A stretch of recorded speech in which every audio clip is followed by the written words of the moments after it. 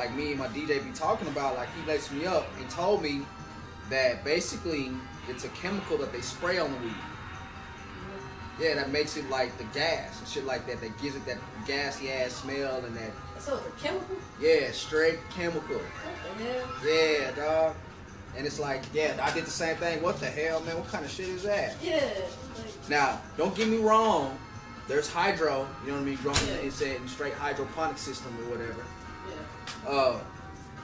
But yeah, I don't know, man. It's like, especially when the THC don't add up with the CBD levels and all that extra shit, you get the question like, damn, am I supposed to be smoking this? How am I really gonna be? And shit like that. So yeah, man, you gotta be cautious. Like I tell anybody and everybody, be careful what you smoking. Don't smoke with everybody. Yeah, man. Spot where you find me, homie. In the graphic tee, stepping in some kicks out the 90s, homie. Retrograde, that beat the stage, nothing foreign, homie.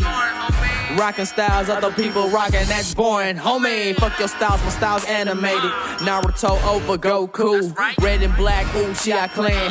White pants. My full rap name is Jmixxonthebeat. Okay. You Like, want to be called Jmixxonthebeat? Yeah. Jmix. It's like really, it's like formal. When I go to perform, it's Jmixxonthebeat. Say the whole thing, like a Tribe Called Quest, a pimp named Slickback. I don't know. What is it? Something, the Homo sapiens, something, you know what I mean? The guy that that does voice for gorillas or everything. So yeah, it's Jmixxonthebeat. I was gonna be known. When I first started, my name was Jay the Kid. But there was a guy back in my hometown that goes by the Kid. You know what I mean? He's an engineer and producer like I am also. So I didn't want to kind of step on toes and be like, okay, he's jockeying and all that. So I was like, I had to think of something different. So one day, while I was at, you know what I mean, inside the studio, my homie Buddy came through and we're sitting there working on a song. And as I'm mixing, he goes, "Yo, man, I like the way you mixing them beats, dog. Mix, Jmix. Yup, that's your name." And it is just stuck there. So I turned out game like, look, like Jmix, why you calling me that? He said, man, because I like the way you mixing these beats up and making our track sound high. And so, you know, a couple of weeks I thought about it and thought about it and thought about it. You know, and then this is the time before everybody started doing, you know what I mean, anagrams, you know what I mean, like the "you only live once" or something like that. Like you know? the abbreviations. Yeah, everybody started doing that. So I was thinking, okay, I'm gonna do an abbreviation. Nah, you know what I mean, or I'm gonna do this. Nah, because I don't want to sound cliche, and then I don't want to be like everybody else. So I just kept it simple and did Jmixxonthebeat, and I was gonna do it like my producer tag. You know what I mean? Jmixxonthebeat, y'all. Yeah. But instead of it just developed into Jmixxonthebeat as the artist name. You know what I mean? Because that's why I'm Jmix, and what I'm on a beat, and I'm rapping, and I make beats. So yeah, it just goes hand in hand.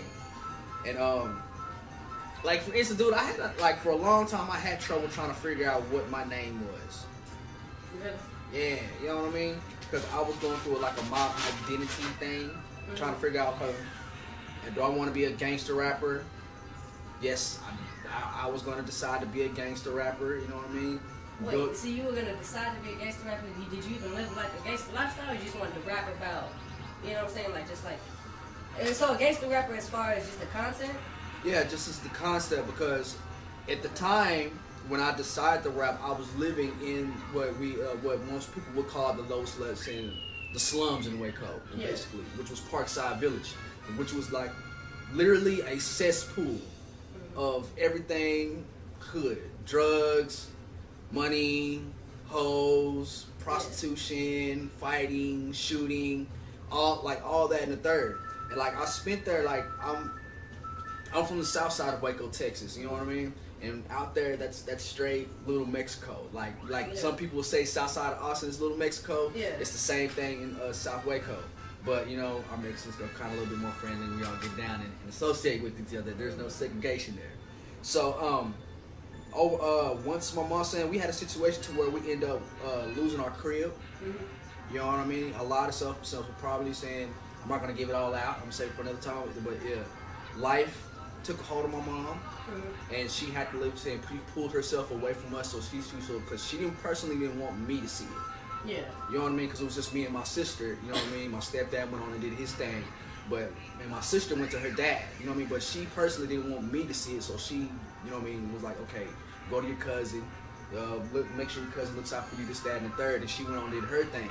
Not because she didn't want to, you know what I mean? Like, she was just tired of me. It was like she was at a state of mind where she didn't want to expose me to that right then and there. Yeah, she was protecting. Yeah, you know what I mean? So, over time, staying with my cousin, we moved to Parkside Village. And, like, dude, it's one of the craziest times of my life living there, because when I wasn't exposed to that area as a kid, first and foremost. So, I drove past it, you know what I mean? Knew people that hung there, knew people that lived there. But I never really spent personal time there until I moved there. Yeah. And the only reason why we moved there is because my grandmother, she worked in the housing program, and her place that they gave her was Parkside Village. You know what I mean? And so just by default, you know what I mean, she put my cousin with her with the housing, and then she moved us in over there. Yeah. And so that was that. And when I say those were like the craziest times, they were crazy. I remember people kicking in my door while I'm at home. You know what I mean? I'm in my room, literally minding my business, making beats and stuff like that, and there's a boom, boom, boom. Okay, the dude's trying to kick in my door. For what? Just cause? Just cause, like literally just cause I was different. Cause you know what I mean? I didn't know about, like, my perception about licensing was life was a little different. You know what I mean? I was always taught, no matter where you go, look nice, dress nice, look like this, that, and the third. And then me trying to be in the rapper lifestyle, you know what I mean? I was flashy, you know what I mean? I kept a necklace with my letter on there. I don't know if you remember belt buckles? You remember everybody had belt buckles? Yeah, no, those. Oh, just the regular ones? Yeah, regular belt buckles, you know, but remember they was all diamond and studded out with the colors, so I had a star. I used to rock that. I used to be polo down, sweater vests. I tried to stay in the Jordans and all like that. And a lot of guys didn't like that. You know what I mean, in Parkside, because, you know what I mean, I was a new face. Like, literally, I'm a South Sider moving into the North Side, moving into the roughest spot in the North Side, and I'm getting everybody. You know what I mean? Like, all the ladies wanted to hang with me. Every time seeing the dope dealers would come by their apartment, they would see me with a house full of women. Yeah. Because I was already by default staying with my cousin, you know what I mean, who's a woman. And then she had her homegirls, you know what I mean? So, and then I had my homegirls and shit like that. So it was a big perception, like I was just this big ballin' ass nigga. You know what I mean?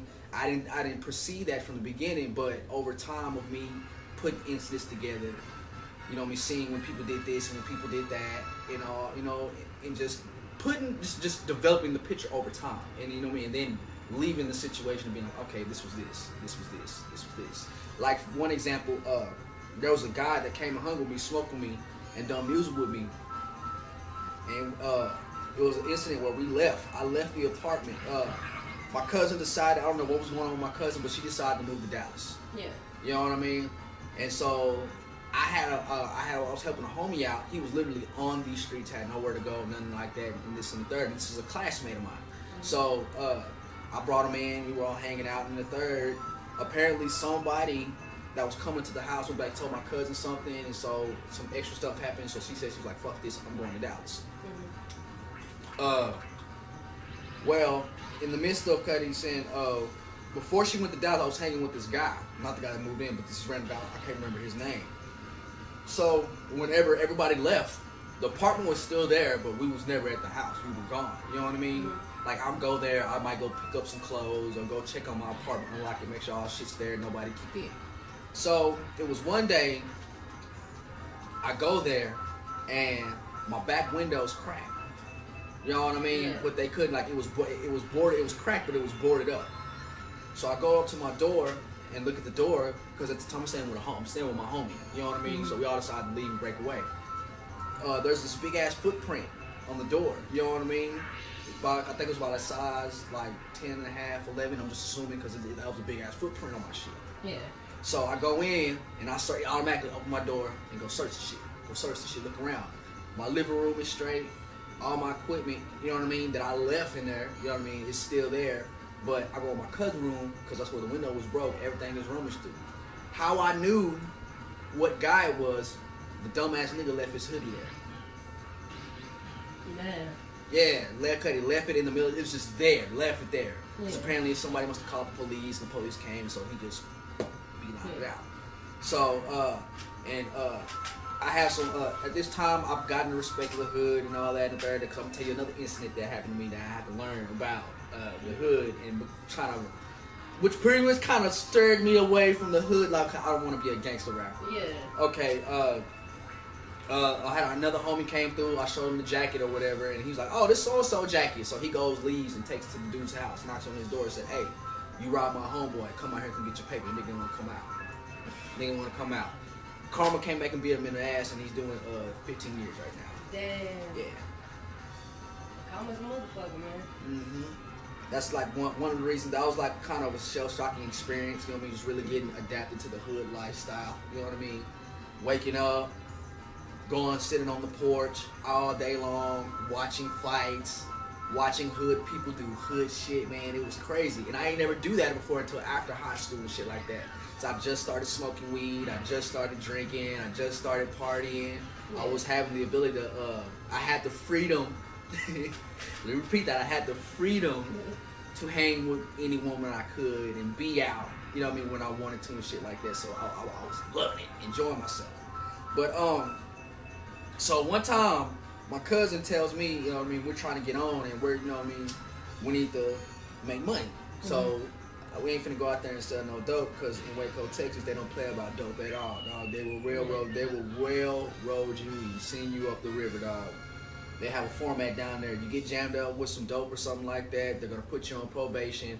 They're gonna wait to piss you. They're not gonna piss you the first or second time. They're gonna wait to catch you slipping. And when they catch you slipping, you're gonna piss dirty. You're gonna go to jail for Highway 6 for probably about three to 6 months, depending on what goes on.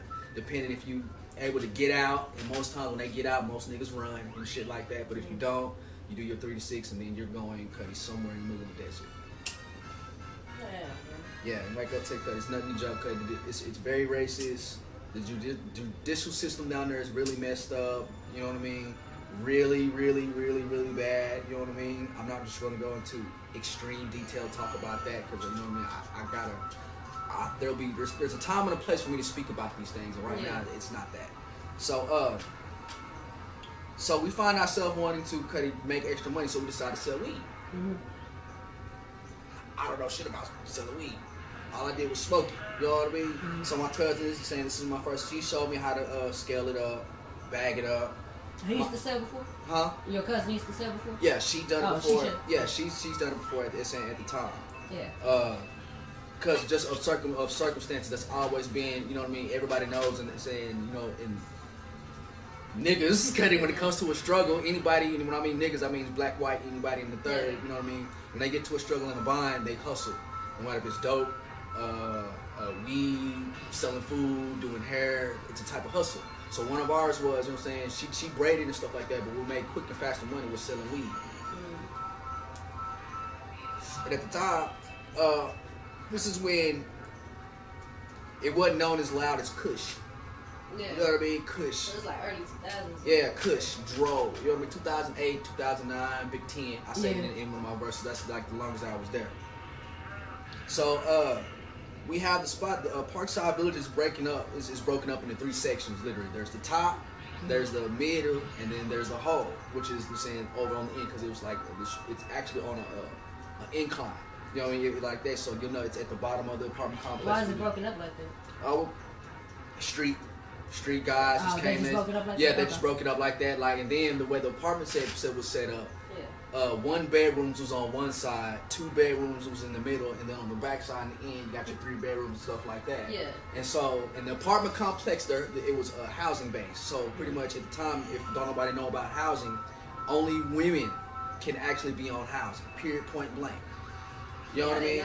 Yeah, only women.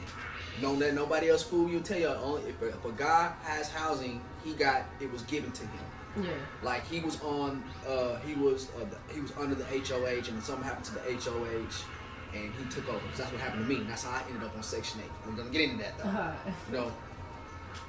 So we're out there selling weed. I'm out there. I done made a couple of bites. My homies that came by, bought. You know what I mean? So I already had residual people come by buying. So I decided I wanted to get out there. You feel me? So I boldly just go down into the hole. Nobody at this time, remember, this is my first time in Parkside Village. I do not know the lifestyle of this apartment complex, period. Yeah. So when I go down there and I just ask, I see this old school, I don't want to call her a stud because she still has her feminine ways and stuff like that. So I'm saying old school lady named Pimp Felicia. If you, hey, do not. Her name was Pimp Felicia? Pimp Felicia. Right. Yo, this is no joke. I'm saying shout out to Pimp, man. I love you. Dude, because you saved my life. So I go out there, so I decide to say, be the man, like, okay, I'm finna be out here, I'm finna be in the hole. They say if I want to make any money, go to the hole and get your jug on and shit like that. So I go out there, I saw, first time meeting Pimp Felicia, so I'm like, yo, do you know anybody? You know anybody? I'm doing the light voice because I'm green. Yeah. I'm nervous as fuck because there's these penitentiary niggas out here. I don't know shit about the pen. I ain't never hung around nobody like this. It's a super show so I can experience. So I'm going to the hole. Yo, you know anybody that want to buy no weed? She tell me, nah, baby, we good. You see these 4 areas? You see these 4 breezeways right here? We sold up. We got this. You straight, baby. We got this. And I'm like, okay, cool. So, you know, I do want to tell you, if you need anything, let me know. Let's stand the third. As I'm walking away, this nigga say, who the fuck is that? Who's this little nigga, Cuddy? Say, man, who's this nigga, little nigga on the block? Something, man. Who's this trying to sell on our block? Pimp Felicia's like, no, watch out. He don't know. Yeah. He didn't know. He don't know. She can tell. He didn't know. She didn't know because he good. He good. I know his people. I know who he is. He good. Don't fuck with him. Don't fuck with him, baby. It's best for you. You better get on out of here, man. Get on out of here. You know, and I got that. I was like, oh, okay. So, I should be put my hood on. Kept walking. Didn't make a bite. No more the rest of that day. I was spooked. Okay, dead ass. You know what I mean? Yeah. So I made my money through females. I didn't go out there. I didn't make no sales, no bites out there no more. Because one, it was like, and I didn't understand it because it's like, okay, we're all out here making money, but it's like since they didn't know me, I didn't hang with them, I didn't buy from them, I didn't re-up from them. I'm the new face there. You know what I mean? They probably looked at me like I was like some type of narc or some shit like that. I could have been doing shit. Definitely, they look at you. Yeah, like that. You know what I mean? Like a narc, who is that? This, that, and the third. But like over time, as me hanging with these guys, and they see me, and I'm going to go buy weed from these guys. You know what I mean? If I gotta go buy weed when I was out, I had to go to the hole. Yeah. Right there. I mean, shit. I had no choice, so I had to go to these dope dealers and face them and shit like that. So over time, as we gone, they start coming to my crib. And I remember this guy named I'm not gonna give his name, I'm calling Big M. You know what I mean? Big M started coming over and playing dominoes with my cousin on the table because we were like the chill spot. Yeah.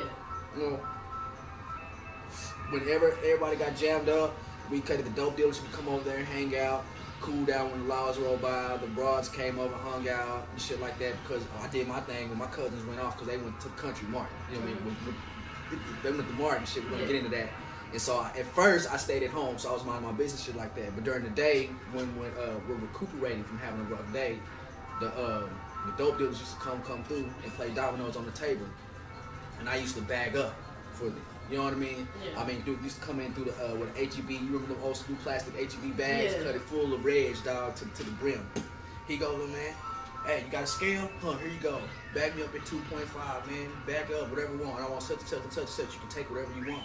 Yeah. And I'm like, dude, I'm walking out of there. I'm bagging them up. It's so tight. You got so much. I'm walking out there with at least $40, $50 worth of weed. You know what I mean? Breaking. Here you go. And still having some. Still have some. He did it like once a week. So over time, I just got healed. You know what I mean? Mm-hmm. After that, he ended up going down, man. Free my dude, Big M. Just for that, you know what I mean? Because at the time, his daughter, his younger daughter, used to come up, and my cousin used to watch over her and stuff, make sure that she was straight. But over time, living in the hood, it taught me a whole lot. It taught me about, respect. You know what I mean? It taught me a lot about the drug habit, dog. Do you know what yiked up means? Jacked up? Yiked up. Yiked up? No. Yiked up. It's a term that's saying, I don't know if it's still used right now in Waco, but it means you're on what they call a trippy kid. Weed, pills, and drink. Yeah. You know what I mean? But they'll take a 4 Loko you're on some weed, regular, any type of weed, and you're on a handlebar. That's yiked up. And that's anything after that, you're not yiked up, dog. Yeah. And I've watched so many guys come to my place and get yiked up. Like I had this guy, you know what I mean? This guy come through and get so messed up, dog. Pass out on my couch. You know what I mean? He had a pocket full of money. Because he showed me his money because we were sitting there talking or whatever. And I want to say because he had all about $1,000 on him. And he ends up falling asleep, fully dressed. He was supposed to go out. He was fully dressed, fully clothed. Dude, I had to wake that. I went to sleep. You know what I mean? Because he was in there with my homegirl because they was over there shooting the shit or whatever. I went to sleep, woke up at like 4 or 5 in the morning. I had to wake him up. I'm like, yo, wake up. And he was like, man, damn, Cuddy, what happened? I'm like, yo, you fell asleep, you on this, that, third, dude. I let you stay here, make sure that you was all right, bro. When I make sure everybody leave, I make sure you were straight. And he was like, man, I appreciate that. You told me some money, you know what I mean? So over time, I got respected. You know, I learned about respect, and then I gained respect and shit like that. But after that's when Jmixxonthebeat developed. All that happened. So throughout this whole time, you still making beats, right? You Yes. making beats the entire time? Yes. I had, and then like guys. Dude, I know guys when we laughing because I didn't let this go out so many times, but hey, when you talking, it happens. Yeah. So, like every day, that was my habit and routine because one, I was going to college at the time. I was going to McLean Community College. For what? Music. Music production? You know, yeah, music production, being an engineer, actually. Right. So music production was my A, and my B was psychology. Because I wanted to be a therapist. And I got that from people found comfort in telling me their business. Yeah, you're easy to talk to. You know what I mean? And then they would ask me to give advice to their business. So I was like, I talk to so many people, and I have some type of understanding of how people think and stuff like that. So maybe I should be a therapist or whatever. I gotta call you back, Mama. But yeah, I was going to be really dive in and learn about the music and stuff like that. I remember one of the hardest things to get there, to get to the point where I was transportation, because I couldn't get to school half the time, which affected my grades. You know. They got buses through it? Yeah, saying, but the bus is saying like, I'm new. You know what I mean? Yeah. I'm new. You know when I say at the time when I'm new to everything. You know what I mean? I'm new to having to provide for myself, have my own money, have my own this and that third. Even though I had my grandmother and my mom still, even though they're separate, they're still living their own life. My grandmother held me, but so you're new to being an adult, right? Yes, you know what I mean? Even though my grandmother still cut it, you know what I mean? I needed drawers, she bought me drawers, I needed deodorant, she got me, you know, grandmother stuff. Or if I wanted to go to her house. Your mama? Yeah. Alright. Well, no, keep this going. Alright. Hey, what's up, mama? Nothing. I was calling because I was actually thinking about you. I'm actually in the middle of a live interview, and I'm talking to you right now.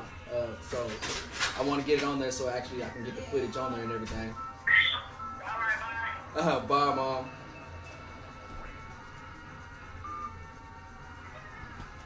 Oh yeah, man.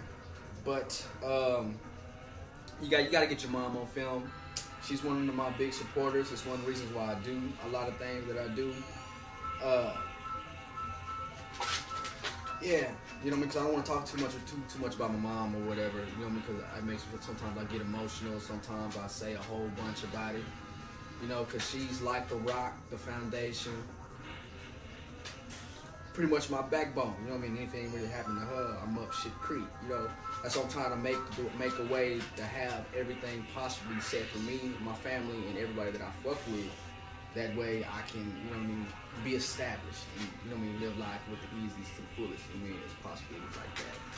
But hey, if you got somebody like that, especially your parents, man, you better keep that love full-fledged. You're telling me about living in Waco. All right, and you were just getting to college. I was talking about college. Okay. So when I got to college, I had to roll me another stick, man. College was hard because one, transportation, and it was affecting my grades. And the reason why we did have, like you asked me about the bus system, so we do have a reliable bus system. Well, at the time I was broke. I used my money, you know what I mean, in the wrong places. I spent it on weed, material shit, clothes, food, junk food mainly. And so I was broke, so I didn't have the money from time to time to get to school. You know what I mean? So I would miss those dates. I would miss the important tests. I wasn't studying. I wasn't doing what I had to do. And so I let that fall off. I let it fall to the wayside. You know what I mean? Later, I helped my kinfolk out and got her a slab, and she was supposed to be teaching me how to drive and get my license and shit like that, but it didn't happen. It didn't happen that way. Life took a different turn, and you know, other stuff happened. You know what I mean? She's saying we were focused on, when I say we, because we were like a together thing. We did everything together, ran together. It went toward material shit, like clothes, you know what I'm saying, looking flashy, having weed, going to go party, all like that. My mind wasn't in the right place, you know what I mean? And I let other outside influences fuck me up, you know what I mean? So once I dropped out of college, you know what I mean? I just went balls to the wall, cut it with beats on my own, doing it, just recording willy-nilly. Wait, was I recording at that time? No, I wasn't. I was just doing beats, and everybody would come over and freestyle, and freestyle, and freestyle, and freestyle. Was you selling beats yet? Yeah, I was making sales here and there. I was just getting started. I remember I made my first beat tape during that time. So what's a beat tape now that we don't make them on tapes? You know what I mean? So Okay. it's on the CD? Yeah, it's pretty much, it's like a mixtape of instrumentals, plain and simple. Okay. Like if you know,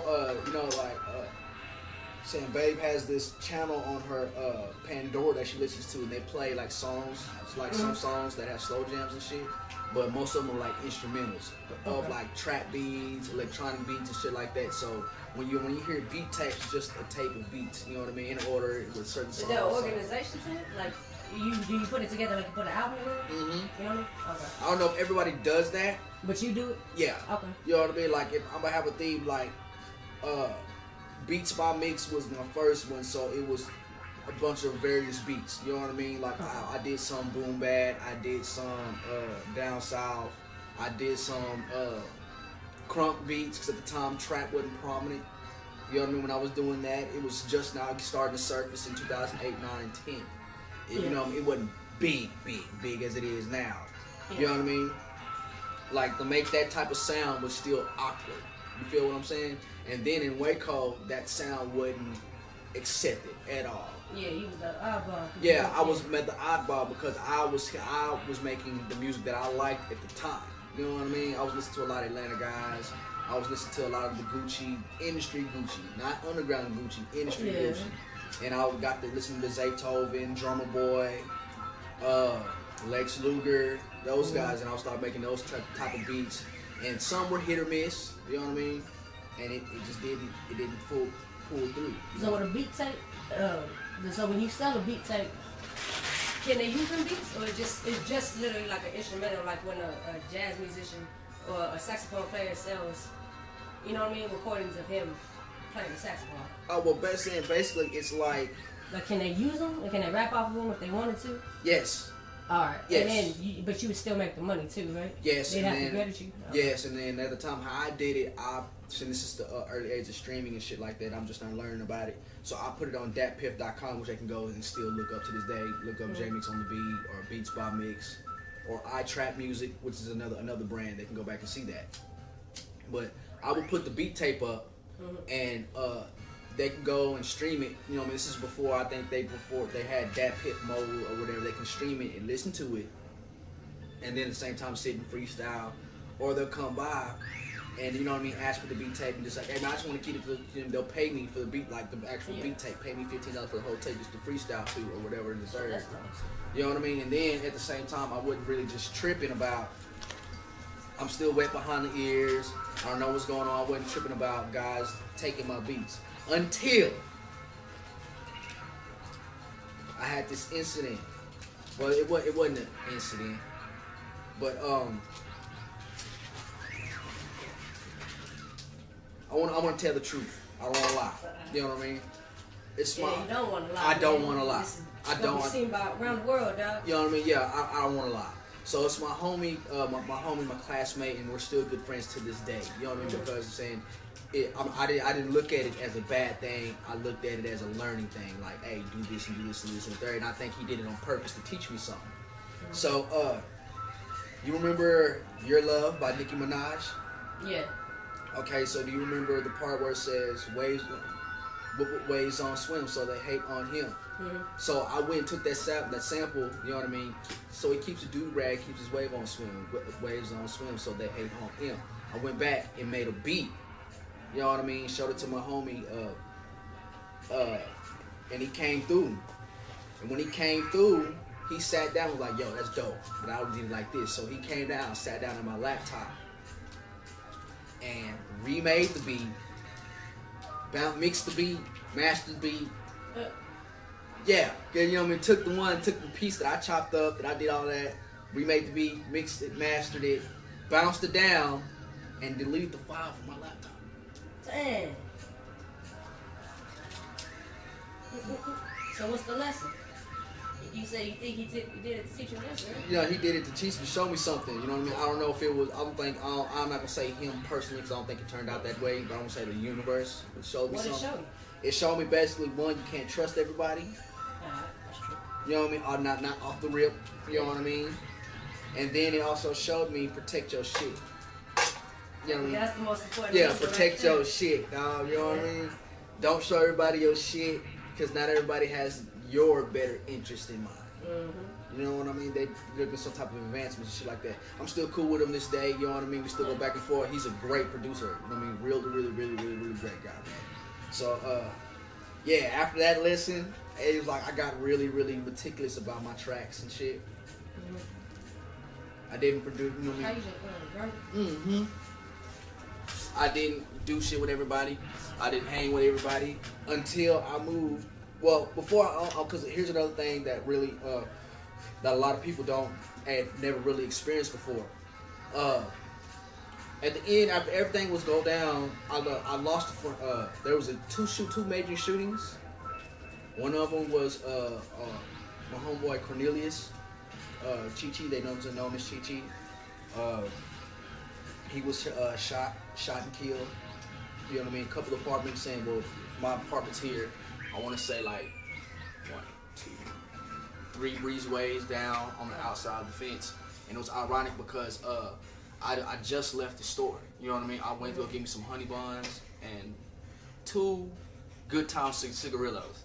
That's how I remember being sick, because you know about the good times, you know what I mean? Yeah. So I just got back to the house, you know what I mean? I smoked, I didn't smoke. I came home and I laid straight down because my homie just left. You know what I mean? I walked in, he gave me some little change, shit, go get cigars. So as soon as I get to the house, I lay down, and 15 minutes later, I hear pop, pop, pop.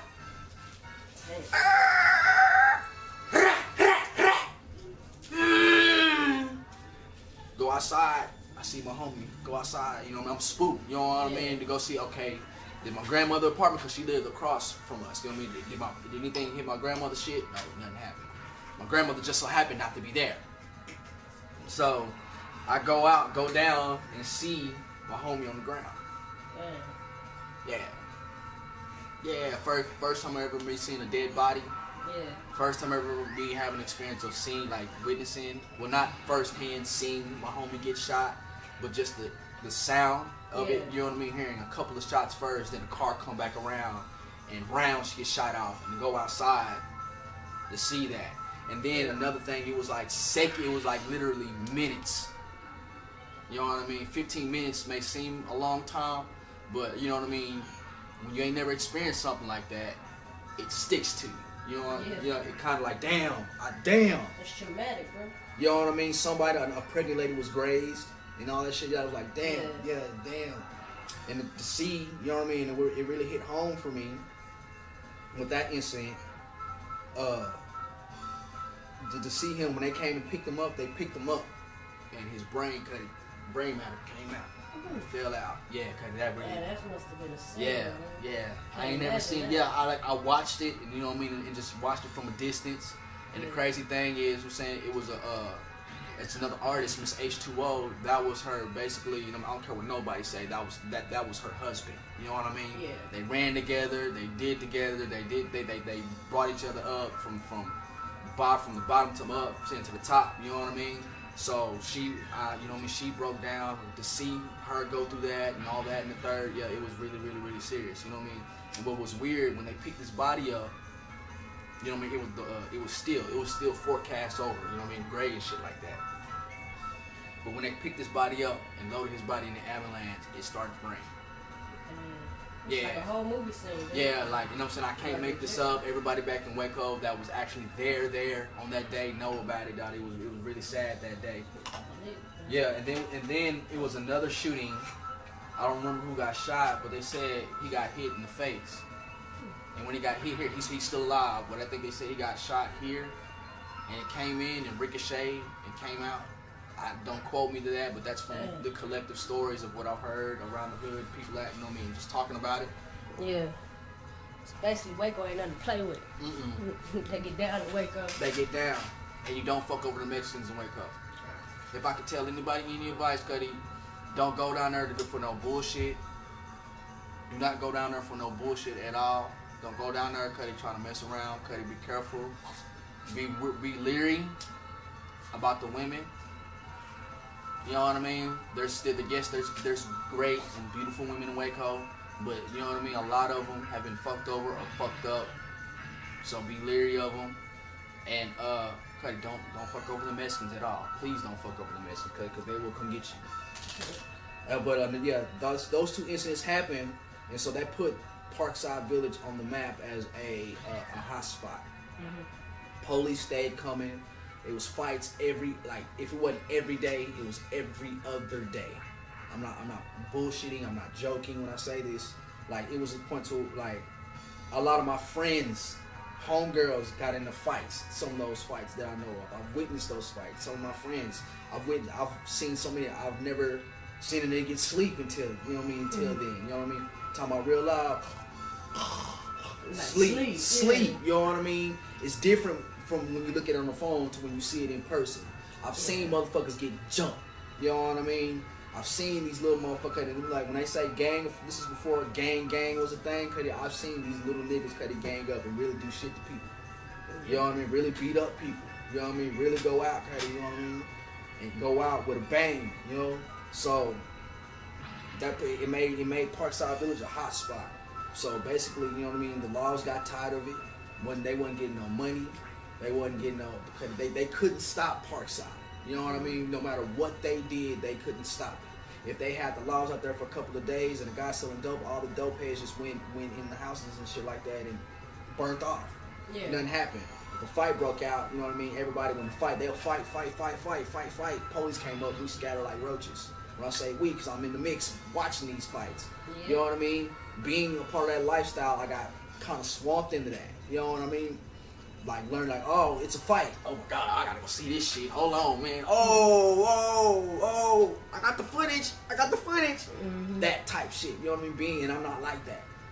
You're just doing it day for day, every day. You get hit to it. You get used to it. You become adapted to that shit. You know what I mean? So when you realize you know what I'm saying, you didn't want to do that. You didn't want to be in that situation anymore. When they shut down Parkside Village. Why did they shut it down? Because all the incidents, the shootings, the shootings, the drug dealing, the prostitution. So how'd they shut it down? You mean like they just like? Kicked everybody out. Yeah, I was about to say they kicked everybody out. Yeah, so basically, I'm saying what they did was they let everybody know that it was on Section 8 that, you know what I mean, it was time to move. You know what I mean? Mm-hmm. No, let me take that back. Before they did no.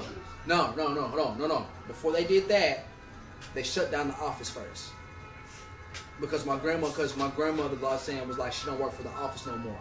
And then my grandmother moved away from her apartments, and she been living there for a very long time.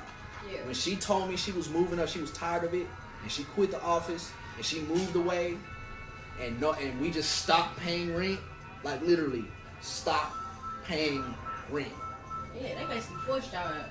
They was just like... No, yeah, it's like basically just like when nobody coming to ask for rent, when nobody coming to check on the utilities, when nobody coming to do shit. Mm-hmm. So housing comes off and start giving everybody their vouchers and shit like that. So everybody start getting their shit early.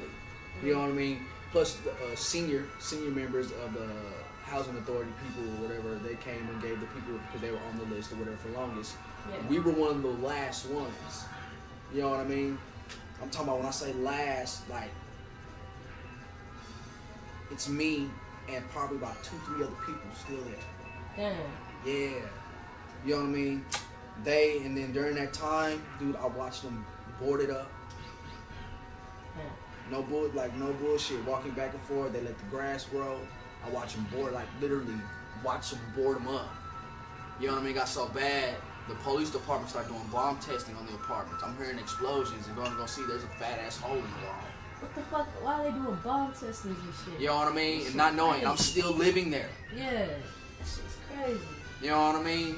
And it's like, that's crazy just to see that. You know what I mean? And then finally we got our voucher, so we moved back to the South and shit like that. But that was that was the experience of being like, okay, I don't want that lifestyle. My mother wouldn't like that lifestyle, and I wouldn't want to portray that to nobody that likes my music. You know what I mean? Because it was like literally for 3 to 4 years, I had a shell-shocking experience. You know what I mean? Of this is what hood life is. This is what street life is. You know what I mean? Even though in that time, I developed a lot of things musically, because a lot of people protected me because I was valued there. You know what I mean? I had the iciest beats. I had the stew. You know what I mean? I was cool. I had the women, so everybody appreciated, you know what I mean, me so much. They protected me, and then I protected the dope dealers, so the dope dealers protected me and shit like that. But it wasn't pretty. I didn't like it. You know what I mean? Yeah. Chill out, Bucky. Chill out.